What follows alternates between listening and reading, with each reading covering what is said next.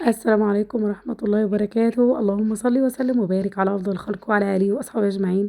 ازيكم يا حبايبي؟ يا رب تكونوا بخير وعلى خير إن شاء الله. صلى على النبي كتير. اللهم صل وسلم وبارك على سيدنا محمد وعلى آله وأصحابه أجمعين. منوريني كل حد جديد معايا في القناة، منوريني ومشرفيني، وجودكم على راسي. بحبكم في الله، ربنا ييسر لنا أمورنا جميعا يا رب.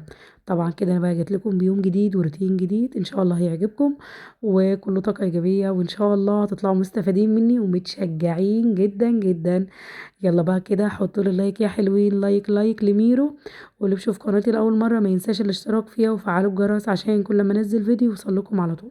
طبعا بقى كده قبل ما ابدا يومي واول ما صحيت من النوم على طول عملت الكوبايه الجباره دي. كوبايه بصوا جباره جباره بمعنى الكلمه. انا لسه في البدايه يعني وحسيت بفرق وحسيت بنتيجه، فعشان كده حبيت ان انا افيدكم. والطبيعي يعني بصوا كلنا يعني ايه، كلنا بنحتاج للحاجات دي كبنات وشباب ورجالة أو ستات بنحتاج يعني، فإحنا نعملها على طول. وأقول لكم على طول هي إيه مواصفات الكوباية دي. تمام. طبعا بقى كده ده روتيني النهاردة. روتين حلو قوي هيعجبكم وهتشجعوا منه. بس خليني أكمل لكم الكوباية الجميلة اللي أنا عملتها، اللي إن شاء الله هتفيدكم وإن شاء الله هتستفيدوا منها وهتعجبكم قوي. طبعا ايه الكوبايه بقى يا ميرو؟ الكوبايه دي معايا يا حبايبي، الكوبايه دي عباره عن ايه؟ عباره عن نص كوبايه ميه مغليه، عليها نص معلقه جنزبيل، جنزبيل اللي هو الحراق ده. ما نكترش منه كتير لانه حراق قوي فممكن ما تقدروش تشربوه، فهنحط بس ايه نص معلقه كده صغيره على نص كوبايه الميه. ونص معلقه كمون، الكمون اللي هو العادي خالص اللي في كل بيت، الكمون. بنقوم بردك احط عليه نص معلقه كمون على نص كوبايه، على نص كوبايه الميه المغليه، على نص على نص معلقه الجنزبيل، الجنزبيل الحراق ده. ونص ليمونه. بغلي الميه كويس وبجيب الكوبايه، طبعا نص كوبايه ميه وبفضيها، واحط عليها نص ليمونه ونص معلقه الجنزبيل ونص معلقه الكمون، واغطي عليهم بطبق واسيبهم على الرخامه لغايه ما يبردوا كده، لغايه ما اعرف اشربهم. يعني تكون ايه السخونه بتاعتهم تكون قلت شويه عشان نعرف نشربها بس على طول. وبعد ما نشربها بنشرب وراها كوبايتين ميه. والافضل ان احنا نشربها قبل الفطار بساعه كل يوم. قبل الفطار بساعتين بساعتين. تمام، بنشربها قبل الفطار بساعتين. جميله قوي في الحرق، بتعلي الحرق جدا، بتعلي السعرات الحراريه في الجسم. بتدينا نشاط، بتسد النفس، بتخلي نفسنا يعني ايه قليلة كده. وطبعا احنا طالعين من رمضان وطالعين من العيد وطالعين من الكحك والبسكوت والحلويات، الله المستعان. فلازم كده نلتزم نلتزم عشان ما نضربش. لان والله يعني بصوا الله المستعان، الكحك والبسكوت والحلويات دي خلتنا في مكان تاني. فاحنا نلتزم يا جماعة. ويفضل إن مع الوصفة الجميلة دي نقلل من الاكل شوية، نقلل من اكلنا شوية. يعني ما نحرمش نفسنا من حاجة بس نقلل الكميات شوية، وما ناكلش بالليل. تمام. تمام كده. طبعا بقى زي ما انتوا شفتوا كده جيت اوضه ولادي، الأوضة اللي مش بتنضف خالص ومش بتتروق خالص. الله المستعان، ربنا يهديهم يا رب. وربنا يرزق كل شخص بالذرية الصالحة ويراضي كل واحد باللي نفسه فيه يا رب، اللهم آمين. ربنا يرزق الجميع يا رب، اللهم آمين يا رب. ربنا يهدي لنا عيالنا جميعا يا رب، اللهم آمين. طبعا بقى زي ما انتوا شفتوا كده الأوضة متبهدلة جدا، أنا ما غيرتش الملايات ولا الدفايات ولا أي حاجة، أنا بس استكفيت إن أنا انفضها لأن كنت لسه مغيراهم بقالهم يوم ولا حاجة. فانا قلت اسيبهم كمان يومين واشيلهم عشان اغسلهم. جيت هنا بقى على طول، هي كلها اتربه بسيطه كده يعني ايه، لان طبعا زي ما انتوا عارفين انا دايما ايدي في حاجتي، فدايما مش بتاخد معايا وقت وبتفضل نظيفه كده وحلوه. جيت هنا بقى على طول نفضت السراير زي ما قلت لكم وروقت كل حاجه. وهنا فتحت الشباك، واهم حاجه ان انا افتح الشباك عشان اشوف الشموسه كده، لان الشموسه لما بتبقى داخله الشقه او داخله بيتي بحس بالراحه النفسيه وبروح وبحس بالطاقه الايجابيه كده. فبفتح على طول الشبابيك وتديني والراحة النفسية دي، وتغير ريحة المكان. اي روايح بقى في المكان بتغيرها، طبعا مكان النوم وكده. آه كنست وجبت من جنب السير من هنا ومن هنا. طبعا بقى الكنيس كله عبارة عن ورق، هو ورق من هنا لهنا ورق كده، وعلى طول بلم الورق والله يمكن في اليوم مرة واتنين. بس طبعا ده طبيعي لانهم اطفال، ربنا يهديهم يا رب ويخليهم ويرزق كل واحد بالذرية الصالحة، اللهم امين. آه اللهم صل على النبي. كنست الأوضة بقى وبدأت إن أنا أنضفها. وبصوا يا بنات، عايزاكم دايما نستعين بالله، والله بجد الاستعانة بالله حلوة قوي. يعني انت لو لاقيه نفسك مكسلة شوية، ما عندكيش طاقة شوية، هبطانة شوية، دايما استعيني بالله وقولي يا رب مستعانة بيك يا رب عني. ودايما نطلب المعاينة من ربنا عشان يعيننا ويرزقنا الصحة ويرزقنا براحة البال، لأن بجد احنا مسؤوليتنا مش شوية. وأيا كان، إن كنا ستات أو شباب أو رجالة أو حقيم، كلنا عندنا مسؤوليات وكلنا عندنا بيوت وكلنا عندنا شغل. وطبعا اللي مش بيشتغل مش بياكل ولا بيشرب ولا بيلاقي حاجة في حياته. فدايما نخلينا كده عندنا الطاقة الإيجابية، ودايما ما نكسلش، ودايما نستعين بالله أهم حاجة عشان نقوم نشوف بيتنا ونشوف اللي ورانا. لان بجد يوم عن يوم الدنيا بتتكركب، لان احنا لو سيبنا حاجة، قلت مثلا هسيب دي لبكرة، هتيجي بكرة تلاقي في حاجة تانية عايزة تتعمل، حاجات كتير عايزة تتعمل. فاحنا ما نكركبش الدنيا على نفسنا، ناخد يومنا بدري كده، نستعين بالله ونقوم بدري، ناخد يومنا من اوله، ما نتأخرش في النوم وما نسهرش كتير. والكلام ده ليا قبل ما يكون لكم. ما نسهرش كتير عشان نعرف نقوم بدري ونعرف نشوف التزاماتنا ونشوف عيالنا والمدارس والمذاكرة. فدايما كده زي ما قلت لكم، نقوم بدري عشان ربنا يرزقنا كده بالروقان وراحة البال يا رب، اللهم امين. ونستعين بالله يا حلوين، اهم حاجة الاستعانة. زي ما انت شفتوا الأوضة كنستها ونضفتها ومسحتها، بس ما جبتش معاكم المسحان. ومسحت بقى الدولاب والسراير والكومود والمكتب، مسحت بس بفوطة وشوية من الخل بس. يعني لو متوفر عندك ملمع تمام، مش متوفر يبقى الخل جميل قوي. وبصوا بيغني عن اي ملمعات، جميل بيديني لمعة جميلة ونظافة جميلة. احنا ستات بيوت شاطرين يعني، بنوفر كده وبنصرف نفسنا، مش واقفين على كل حاجة يعني. خلاص خلصت الأوضة عطرتها، سبتها بقى مفتوحة والشموسة فيها تروقها. اللهم صل على سيدنا محمد وعلى آله وأصحابه أجمعين. جيت على الغسالة، كان عندي كام غيار كده، كنت حطاهم طلعتهم على طول هنشرهم. وعملت دورة غسيل للغسالة، دورة غسيل للغسالة، لو حابين تعرفوها قولولي وانا هنزلها لكم على طول ان شاء الله. الدورة دي جميلة قوي، دايما بغسل بيها الغسالة. طلعت نشرت الهدوم ونزلت بقى، جيت معاكم على المنظر ده. هتقولي لي يا ميرو انت سبت ده ليه؟ شايفين ميرو وصلت لدرجة ايه؟ بس والله يعني ما سبتهاش كتير، انا بنضفها على طول الغالية دي اهم حاجة. زي ما انتوا بقى شايفين كده، شايفين منظرها عامل ازاي، مليانة بقى من الخيرات. طبعا بقى احنا كستات دايما في ايدينا طبق في حاجة، حرام ان احنا نرميه، نستحرم نقوم شايلينه على طول حاطينه في التلاجة. في ايدينا كوباية فيها اي حاجة على طول في التلاجة. في ايدينا اي حاجة لا على طول في التلاجة. فتيجي التلاجة تتكركب علينا حاجات ومش بتتاكل، وفي الاخر بنطلعها نرميها. بس انا مش برميها خالص يعني، اعزكم الله في الزباله، انا بحطها لطيوري. انتوا عارفين ان انا عندي بط وكتاكيت وفراخ، فانا على طول بحطهم يعني ليهم. طبعا بقى ايه، لقيتها امتلت اطباق وكوبايات وحاجات من دي، قلت خلاص بقى اروق عليها وامسكها اغسلها غسله نظيفه كده واروق عليها، اخليها عروسه شامعه منوره. طبعا زي ما انتوا شفتوا قلبها من جوه ومن عليها من فوق ومن على الفريزر. همسكها بقى دلوقتي، اول حاجه انزل كل حاجه فيها. والله يا جماعه انا لقيت فيها اطباق وحاجات كتير قوي، مع العلم انا بستحرم ارمي الحاجات دي. آه ومع العلم ان احنا مش بناكل حاجه البايته، يعني انا وولادي وجوزي مش بناكل اي حاجه بايته. اما بيكون عندنا حاجه بايته يعني ايه، الاكل بايت مش بيتاكل. فانا بستحرم احطه في التلاجة واقول هيتاكل، بس بنرجع تاني نكبه ومش بيتاكل خالص. عشان كده انا دايما لما بعمل اي اكل عندي بعمل كميات على قدنا، مش بعمل كميات كبيره عشان ما كبهوش يعني او يترمي، لان طبعا حرام زي ما قلت لكم. فانا بفضل ان انا اعمل كميات بسيطه. وطبعا احنا الايام دي في الزمن اللي احنا فيه ده، ما عادش يعني ما ينفعش ان احنا نرمي حاجه او نكب حاجه، حرام. كل حاجه غاليه والحياه راحت غاليه قوي فما ينفعش. واحنا لازم نكون ستات بيوت شاطرين كده، ونعرف نحافظ على بيتنا ونحافظ على ولادنا وحياة ولادنا. لان طبعا كل قرش وكل جنيه بيجي لولادنا فيه، ولادنا ليهم فيه. طبعا زي ما انتوا شفتوا بقى كده، فضيت التلاجة خالص، فضيت كل حاجة فيها، وحطيتهم بقى الرخامة معايا، والحاجة اللي هحتاجها انا هحطها تاني، والحاجة اللي مش هحتاجها خلاص هتخلص منها. بس قبل ما ابدأ في التلاجة وغسيل التلاجة، مسكت بقى ايه، طبعا ودي اهم حاجة، ان احنا نفصل الكهرباء. اوعوا تنسوا يا جماعة وتغسلوا التلاجة وانتوا سايبينها فيها في الكهرباء. وطبعا فصلت معايا الفريزر كمان. انا هسيبهم بقى الليله دي كلها بالليل، يعني هاخد الليل كله لغايه الصبح فصلان، بالذات في فصل الشتاء. ليه بقى يا ميرو؟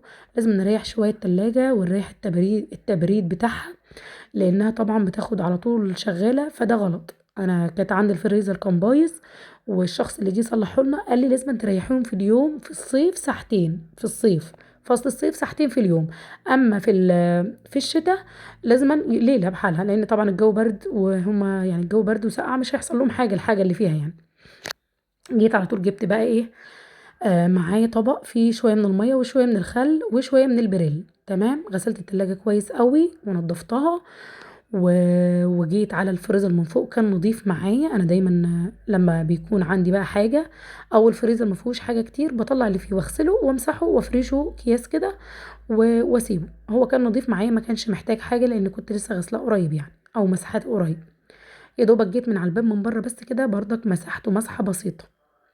تمام، غسلت بقى التلاجة كويس قوي، وريحه الخل تحفه تحفه تحفه، بتنضف معايا. الخل ده انا يمكن بستعمله في كل حاجه في النظافه معايا، في التنظيف يعني. غسلت بقى باب التلاجة والكاوتش بتاع الباب بتاع التلاجة كويس. والمية يا بنات نسيت اقول لكم تكون سخنة. اما تكون سخنة او دافية كده بتساعد معانا في التنظيف قوي. تمام. طبعا انا هنا إيه بقى، خلاص خلصت دعكت التلاجة كويس، وجبت معايا فوطة بغسلها تحت الحنفية كده بمية جارية، وامسح على طول. امسح بقى، جبت كل مكان حلو قوي، وبعيد على المكان مرة واتنين تاني، يعني بعيد عليها مرتين كمان. بغسل الفوطة تاني تحت المية وارجع اعيد تاني، اغسل الفوطة وارجع اعيد تاني، زي ما انتوا شايفين بالظبط كده. راحت جميلة قوي، وراحت فلة شمعة منورة. اللهم صل وسلم وبارك على سيدنا محمد وعلى اله واصحابه اجمعين. عايزه اقول لكم يا بنات كمان نصيحه كده، يعني لو عندكم ولادكم كبار شويه ما شاء الله، ربنا يخليه لكم، يخلي لكم ولادكم ويخلي لنا جميعا يا رب. نعودهم ان هم يساعدونا، نعودهم ان نخلي ايديهم معانا دايما. دايما ايديهم في اي حاجه احنا بنعملها تبقى ايديهم معانا. ليه بقى؟ عشان طبعا لا قدر الله احنا تعبنا، حصل لنا اي ظرف اي حاجه، يبقى الولد او البنت، يعني مش بتكلم على البنات بس، ولاد كمان، يعني الولاد كمان يبقوا يشاركوا، يعرفوا ان دي مسؤوليات، ويعرفوا ان دي مشاركة، ويعرفوا يشيلونا. طبعا احنا لان احنا طبعا لا قدر الله حصل اي حاجة لنا، تعبنا، حصل حاجة، مين اللي هيجي يعمل لنا؟ مين اللي يساعدنا؟ مفيش حد بيعمل لحد حاجة.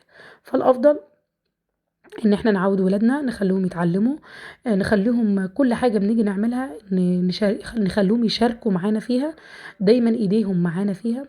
وعشان كمان يعرفوا ان دي مسؤوليات، ويعرفوا النظافة، ويعرفوا ان الحاجة ديت مش لازم ان احنا نسيبها، او مش دورنا، مش عشان احنا مثلا ولاد او احنا صغيرين لسه، ان احنا ده مش دورنا او دي مش حياتنا. لا، لازم نعلمهم في وقت فراغهم، لان طبعا بيبقى عندهم وقت فراغ كتير، فاحنا لازم نخليهم يساعدونا ويتعلموا ان المساعدة حاجة حلوة، ودي مسؤوليات، ولنا حق على بابا وماما ان احنا نساعدهم.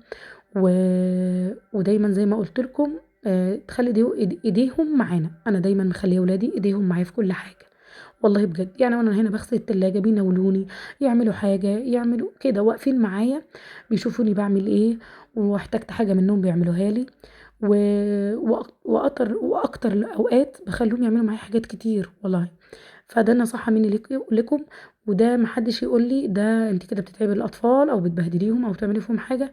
ده مش بهدلة ولا تعبان ولا اي حاجة، دي مسؤوليات، ولازم كلنا نعرف المسؤوليات اللي علينا، عشان لما نكبر، عشان هم لما يكبروا يبقوا فاهمين ان في مسؤوليات وفي حاجات، وما تبقاش الدنيا صعبة عليهم، وما تبقاش الحاجة صعبة عليهم. لان طبعا احنا كالعادة وكأي حد بيخش في اي حاجة لأول مرة، او بيتعامل في حاجة لأول مرة، بتبقى صعبة عليه جدا. فالافضل ان احنا نعلمهم كل حاجة. طبعا بقى غسلت كده زي ما انتوا شفتوا، غسلت بقى الرفوف بتاعت التلاجة كويس قوي ونضفتها بمية سخنة بردك والخل، المية اللي كانت معايا يعني الخل والمية السخنة والبريل. وجيت هنا بقى معلش يا جماعة صوتي وجعني قوي، زوري سامعين زوري. آه جيت على التلاجة، غسلتها كويس بردك والفريزر، وجيت على الفوطة بردك بدأت ان انا امسح فيها تراب، هي كانت بس عليها اتربة كده ترابة وخلاص، ما كانش عليها حاجة يعني كانت نظيفة. عندي هنا بقى عايزة حابة يعني اقول لكم عليها، انا عندي رفوف التلاجة بتاعتي كانت اللي هي الباغة البلاستيك دي، كانت كل يوم تنكسر، كل ما احط عليها حاجة تنكسر، كل ما احط عليها حاجة تقيلة تنكسر. فروحت عند بتاع الازاز عملت لي رفين ازاز. الارفف الازاز ده يا بنات جميلة قوي قوي، بتستحمل وحلوة مش بتنكسر، جامدة كده ورفوف جميلة. خدي مقاس الارفف بتاعتك بتاعت التلاجة، ونصيحة مني ليكي والله اعمليهم ازاز، بتعيش مش بيحصل لها اي حاجة. زي ما انتوا شايفينهم هنا اللي هم الرفين اللي تحت دولت بلاستيك اهو، واللي تحتهم ده بلاستيك وده بلاستيك، واللي تحت اهو لونهم بني شوية، دولت ازاز حلوين قوي عمليين قوي وحلوين. طبعا هنا بقى غسلتهم ونشفتهم كويس، والمفارش والدرج اللي هو اللي تحت ده بفرش فيه فوطة كده عشان لما احط الطماطم والخيار والحاجة بتاعتي الخضار، لو في اي مية ولا اي حاجة بتمتصها، يعني الفوطة دي بتمتص المية منها. هنا بقى شايفين التلاجة راحت جميلة قوي، ريحتها حلوة قوي نظيفة قوي. النظافة حلوة، ربنا يعيننا يا رب ويرزقنا بيها دايما. والفريزر هنا معايا نظيف وجميل، زي ما قلت لكم ما كانش محتاج غسيل بس غير من قدام كده من على الباب وخلاص. رصيت بقى التلاجة تاني ورصيت كل حاجة فيها زي ما انتوا شايفين، الحاجة اللي انا محتاجاها رصيتها فيها تاني، والحاجة اللي مكنتش محتاجاها خلاص طلعتها. هنا ده ليمون حطيته في العلبة معايا كده، افضل من الكيسة يعني. وده الارفف اللي انا قلت لكم عليها، انصحكم بيها يا بنات، انصحكم. وهنا الدرج بتاعي حطيت فيه الطماطم بقى والبتنجان والفلفل والخيار، والباب بتاع التلاجة رصيت البيض تاني والحاجات بتاعتي كلها. وكيس الفانيليا يا بنات، شايفين الفانيليا اهم حاجة التلاجة بكيس الفانيليا اللي فيها. ليه يا ميرو بقى؟ الفانيليا دي بتدي ريحة جميلة قوي للتلاجة، نفتح الكيس كده ونسيبه مفتوح ونسيبه في باب التلاجة، بيطلع روايح جميلة للتلاجة قوي. وطبعا بقى هنا حاطه ايه جوز الهند والزبيب والبهارات بتاعتي. البهارات بتاعتي لما يكون عندي بهارات كتير شويه او فايضه عليا بحطها في كيسه وبحطها هنا في التلاجة، بتحافظ عليها خالص وبتخليها ريحتها حلوه دايما. خلصنا بقى التلاجة وخلصنا منها، نيجي بقى على الغدا. تعملنا غدا ايه حلو يا ميرو؟ هعمل لكم غدا ملوكي يا جماعه، ملوكي ملوكي ملوكي. جيت هنا على طول بقى طبعا زي ما انتوا شفتوا معايا ازازة لبن، ومعايا كبدتين وقنصتين يعني صغيرين كده على قدنا مش كتير. جبت الكبة بتاعتي، هبدأ ان انا اخرط كده ايه القوانص بتاعتي والكبد. طبعا القوانص والكبد دي من تربية ايديا وحياة عينيا من البط بتاعي، طبعا انتوا عارفين ان انا بربي طيور فعندي الحاجات دي ببيتي. اللهم صل وسلم وبارك على سيدنا محمد وعلى اله وصحبه اجمعين. جيت هنا على طول بقى ايه الكبد والقوانص قطعتها في الكبه، وهبدا ان انا افرمها على طول. طب هتعملنا غدا ايه يا ميرو؟ برضك عرفينا. هنعمل مع بعض مكرونه بالبشاميل. تمام. طب هتعملنا مكرونه يا ميرو بالبشاميل بالكبد والقوانص؟ ايوه، بتبقى جميله قوي يا جماعه، والله بتبقى جميله وتحفه قوي، جربوها على مسؤوليتي ان شاء الله. فرمتهم كويس أوي في الكبة، وبعدين جيت على طول هفضهم في طبق، يعني هجيب بقى الكبد والقوانص افضها في الطبق كده. وجبت معايا حوالي 4 بصلات وسط وقرنين فلفل وقرن شطة حامي على طول في الكبة مكان فرم الكبد والقوانص معايا. هنزل على طول بالبصل وطماطمايه، يعني 4 بصلات صغيرين كده وطماطمايه وقرنين فلفل وقرن شطة حامي، يعني لو حابين يكون حامي شوية عشان ايه يبقى سبايسي جميل كده.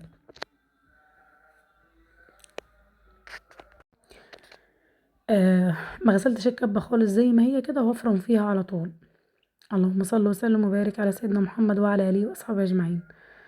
لا اله الا الله محمد رسول الله. هنا الكبة غلبتني شوية. الله المستعان. بدأت بقى ان انا افرمهم كويس قوي وانعمهم، اهم حاجة يكونوا ناعمين معانا. اللهم صل وسلم وبارك على سيدنا محمد وعلى اله واصحابه اجمعين.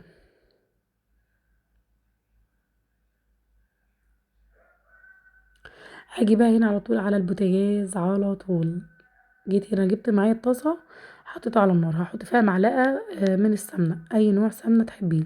انا بفضل الكريستال يا بنات، كريستال جميلة قوي وريحتها جميلة بتبقى طعمها جميل في الاكل. حطيت معلقة تفك معايا، وعلى طول بمجرد ما تفك هنزل بالكبد والقوانص بتاعتي. الكبد والقوانص دي طعمها جميل قوي يا بنات، وجربوها والله مش هتندموا خالص. وطبعا لان انا طبعا موجودة عندي في بيتي، فانا مش مضطرة ان انا اطلع اشتري من بره لحوم ولا اي حاجة. حاجة بيتنا بتبقى جميلة قوي. وطبعا احنا ستات بيوت شاطرين بنوفر، ولازم نوفر يا بنات، ولازم يعني نبقى كده لملمين لملمين، نبقى لملمين كده، نلم على بيتنا وحياتنا. ما نبحترش كل حاجة وما نقفش على كل حاجة، ونبقى شاطرين كده نمشي الدنيا ونعمل اللي نفسنا فيه بكل حاجة عندنا في بيتنا، مش لازم ان احنا كل حاجة نحتاج ان احنا نشتريها.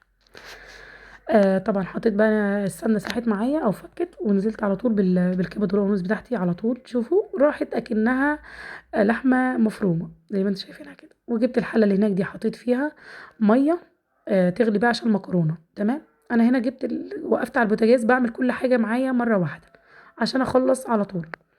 حطيت طبعا المية بتاعت المكرونة اللي هسلق فيها المكرونة، وحطيت فيها معلقة كبيرة من الملح. هنا اللحمة بتاعتي او الكبد والقوانص خدت كده لون البني الجميل. نزلت على طول بكمية البصل والفلفل والطماطم على طول عليها. البهارات بقى اللي تحبيها حطيها. انا عندي 7 بهارات: فلفل اسمر، كمون. البهارات اللي تحبيها ومتوفر عندك حطيهم يا قمر. وطبعا الملح اوعوا ننسوه عشان الاكله ما تبص معانا. اللهم صل وسلم وبارك على سيدنا محمد وعلى اله وصحبه اجمعين. هنا بقى حطيت تاني الحله اللي التانية دي حطيت فيها معلقتين كبار من السمنه، عشان هنعمل مع بعض البشاميل بقى. البشاميل بتاعنا النهارده بصوا انا من النوعيه اللي بعمل البشاميل مش بحبه تقيل، ومش بحبه تقيل قوي، بحبه رهيف كده، يكون سبايسي حلو كده. آه يكون حلو يعني، ما يكونش تقيل، مش بحبه تقيل خالص.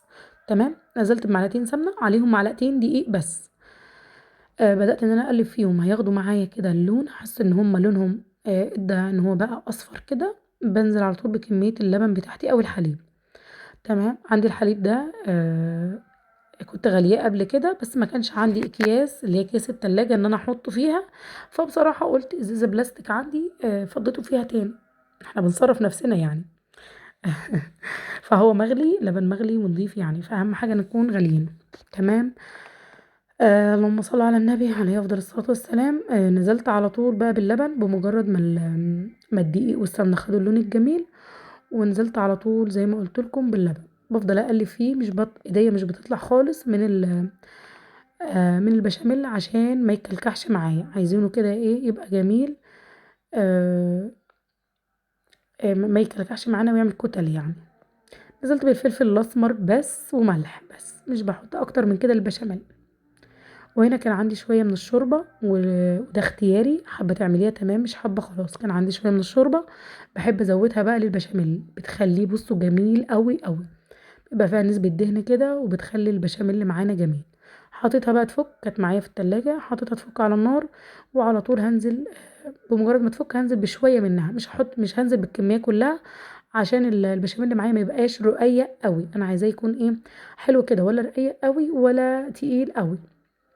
كانت المية غلت بتاعه المكرونة، نزلت بكمية المكرونة بتاعتي، ومش هعمل كتير، هعمل كمية يعني بسيطة.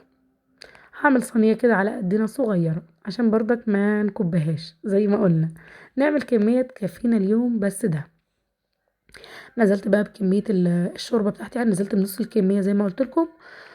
وهنا فضلت اقلب لغاية ما اداني القوام اللي انا محتاجاه البشاميل. وزي ما قلت لكم نصيحة، ما نخليهوش تقيل قوي، لان اما بيبقى تقيل قوي بحسه بيبقى عامل زي العجين كده في الاكل، فمش بيبقى حلو. نخليه جميل كده، رقيق وحلو، مش تقيل. خلاص خلصت المكرونة اتسلقت معايا وطيبناها سوا كامل والعصاج استوى معانا. وال اللهم صل على سيدنا محمد وعلى آله وأصحابه أجمعين. البشاميل والمكرونة كل حاجة بقت جاهزة، صفيت المكرونة كويس وغسلتها وجبتها هنا معايا في الطبق ده، بدأت إن أنا أنزل بنص يعني إيه شوية كده مغرفتين 3 من البشاميل على على المكرونة، أقلبها كويس وبعدين بانزل بنص الكمية بقى في الصينية بتاعتي.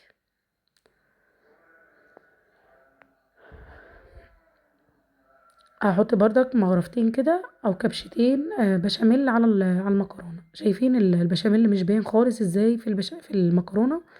أنا باحب القوام ده أوي يا بنات، بيبقى حلو بيضبط معايا المكرونة، بتطلع معايا القطعة بقطعتها وبتبقى مضبوطة أوي. نزلت بقى زي ما انتم شايفين كده بمغرفتين بشاميل، أنزل بقى بكمية العصاج بتاعتنا جميلة أوي وريحتها جميلة أوي، شايفين الجمال؟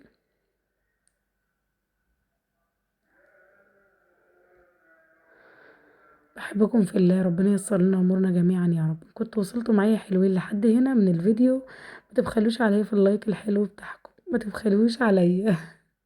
خلاص سويت العصاج كويس أوي وهانزل بقى بكمية المكرونة اللي فاضلة معايا. زي ما قُلت لكم أنا ما عملتش كمية كتير يعني، كمية بسيطة على قدنا كده، لإن هي كمان المكرونة يعني بتصُد أوي في الأكل، يعني معلقتين 3 كده تلاقيكِ صدّيتِ منها، بتشبع بسرعة. وطبعًا بقى هاعمل جنبها بطاطس متحمّرة وشوية من المخلل وخلاص كده يكون يومنا عدّى، وتكون أحلى غدوة النهارده جميلة أوي، يعني مش لازمًا إن إحنا إيه نعمل أكلات كتير، حاجات بسيطة هنعدّي بيها يومنا، وأهم حاجة راحة البال والسعادة يا بنات والله دي أهم حاجة في الدنيا، راحة البال والسعادة، مش كل حاجة بالأكل والشرب واللبس والخروجات والحاجات دي. الحاجات دي كلها بتيجي مع السعادة ومع راحة البال، ربنا يريح قلوبنا جميعا يا رب. شايفين هنا بقى زي ما قلت لكم راحت جميلة قوي. تسلم ايديا تسلم ايديا وحياة عينيا. خلاص حطيتها في الفرن بقى وجيت على طول على البوتاجاز لا على الحوض. انا طولت معاكم الفيديو النهارده والله لانه روتين مشجع قوي، هتشجعوا مني جدا يعني بحب اشجعكم كده زي ما انا بتشجع، يعني أنا لما بشوف حد بيتشجع كده ويكون عنده طاقة بقوم اتشجع على طول. فأنا يعني حبيت إيه أشجعكم النهاردة ويكون الروتين معاكم طويل بس هتشجعوا إن شاء الله وتستفيدوا. طبعا بعد الغدا بقى وبعد غسيل التلاجة وبعد ده كله لقيت المطبخ مليان بقى مواعين، قلت لأ هغسلهم على الحوض على السريع كده، نغسل ونسمي الله ونغسل المواعين بتاعتنا اللي مش بتخلص من الغسيل، وبمجرد ما هنتغدي بردك هنلاقي مواعين كتيرة قوي. ربنا ييسر لنا أمورنا جميعا يا رب اللهم آمين. بحبكم في الله بحبكم في الله وبحب تعليقاتكم قوي وبحب كلامكم، ربنا ييسر لنا أمورنا جميعا يا رب ويرزقكم باللي يكبر بخاطركم دايما يا رب اللهم آمين.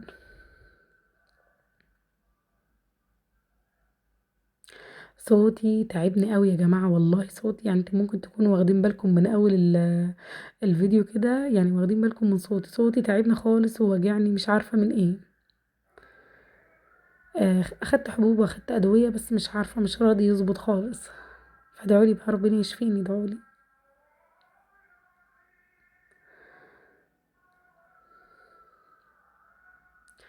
اللهم صل وسلم وبارك على سيدنا محمد وعلى آله وأصحابه أجمعين. لا إله إلا الله محمد رسول الله. هنا بقى البيض ده أنا لما بكون عند طيوري يعني والاقي الاقي بيض عند الفراخ، يعني الفراخ بيضالي بيض مش بجيبه على طول احطه في التلاجة، انا ممكن ولادي ممكن هما اللي يطلعوا يجيبوه لان احنا عندنا هنا ولادي بيسابقوا على مجاب البيض. بيطلعوا ويدوروا على البيض ولا حاجة يطلعوا، يعني بنطلع بنقوم من النوم ندور على البيض. قال لهم ما لحقوش يبيضوا يقولوا لا بيبيضوا، فهم اللي بيجيبوه يحطوه في التلاجة من غير غسيل. انا بقى بقوم جايه وراهم شايلاه حاطاه في طبق فيه ميه وغسلاه، لازم عينه نضيف، لو في رمله في حاجه في اتربه في ترابه في حاجه بتقوم نازله بقى في التلاجة، فاحنا لا بقوم جاي بقى ايه طبق فيه ميه وحاطاه فيه حوالي 5 دقايق كده في الميه وبعدين بغسله واقوم رصاه تاني في التلاجة زي ما انتوا شايفينه كده يعني. اللهم صل وسلم وبارك على سيدنا محمد وعلى آله وأصحابه أجمعين. لا إله إلا الله. ربنا يعيننا جميعا يا رب على كل حاجة، ربنا يعيننا يا رب. قولوا لي بقى يا بنات، بتغسلوا مواعين كتير زي كده ولا أنا لوحدي؟ يعني قولوا لي بقى، بتغسلوا مواعين ياما ولا أنا لوحدي اللي بغسل مواعين كتير؟ أنا يعتبر واقفة في المطبخ 24 ساعة بغسل في مواعين، والله يمكن باخد اليوم كله في المطبخ. ربنا يعيننا جميعا يا رب، اللهم آمين. خلصت بقى وهغسل الحوض للمرة التانية أو التالتة النهاردة بالحنفية بالسيراميك كده ورا الحوض، واغسله وانضفه كويس عشان يبقى بيلمع كده وريحته حلوة. وكده أكون خلصت بقى يوم النهاردة، ويا رب ما يجيش فيه مواعين تاني. ادعولي ادعولي يا بنات، ادعولي ادعولي.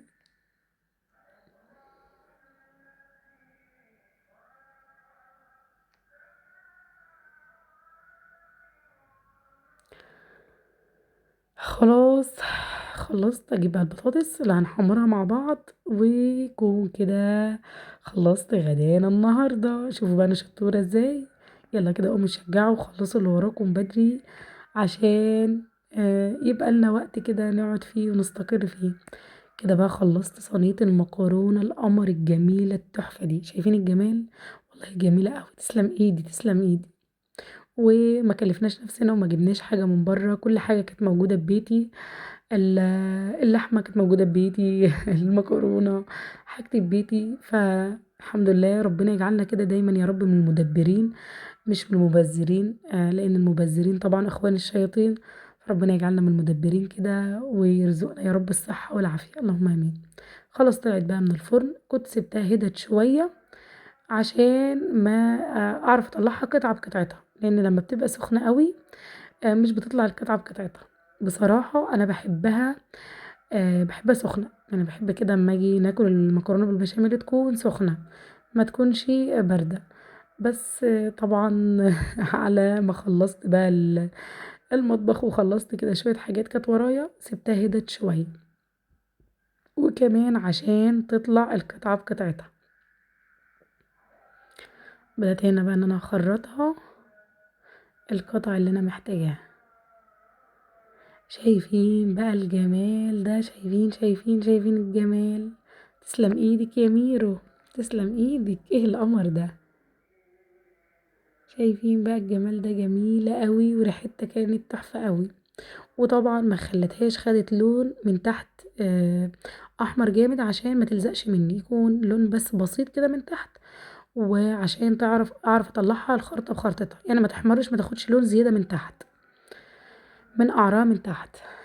طلعت بقى قطعتين ونوضب بقى غدانا، واقعد انا وولادي نتغدى احلى غدا. تسلم ايدي تسلم ايدك يا ميرو على الغدا الجميل ده. طبعا حمرنا البطاطس التحفه بتاعتنا، البطاطس بصوابع دي بتبقى جميله قوي مع اي اكل بنعملها. وطبق الخيار وطبق المخلل بتاعنا، ونقول بقى بسم الله ونشوف غدانا. يا رب يكون يوم عجبكم وروتيني عجبكم وتكونوا اتشجعتوا مني، والله تعبت فيه جدا. حطوا لي لايك يا حلوين، اشوفكم ان شاء الله في فيديو جديد، مع السلامه.